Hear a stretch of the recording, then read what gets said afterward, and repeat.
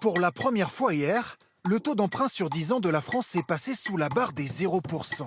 Pour atteindre un point négatif, moins 0,04%. Alors pourquoi ces taux sont négatifs? Cela peut paraître étonnant, mais la France est un placement tellement sûr que les investisseurs sont prêts à perdre de l'argent pour lui prêter. Ce sont des investisseurs qui souhaitent avoir un risque minimum, le plus petit possible, et donc ils vont aller accepter une rémunération négative plutôt que des risques, par exemple sur les marchés financiers. Quelles conséquences pour les ménages? D'abord, une bonne nouvelle concernant les taux d'intérêt immobiliers.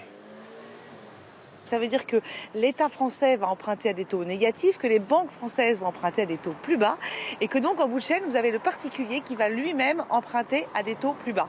Revers de la médaille, si les taux baissent, les rendements de certains placements comme les assurances-vie diminuent.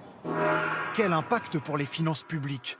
La France est l'un des pays les plus endettés d'Europe, près de 100% de son PIB, beaucoup plus que ses voisins allemands et britanniques. Des taux d'intérêt négatifs, c'est donc une très bonne nouvelle pour Bercy.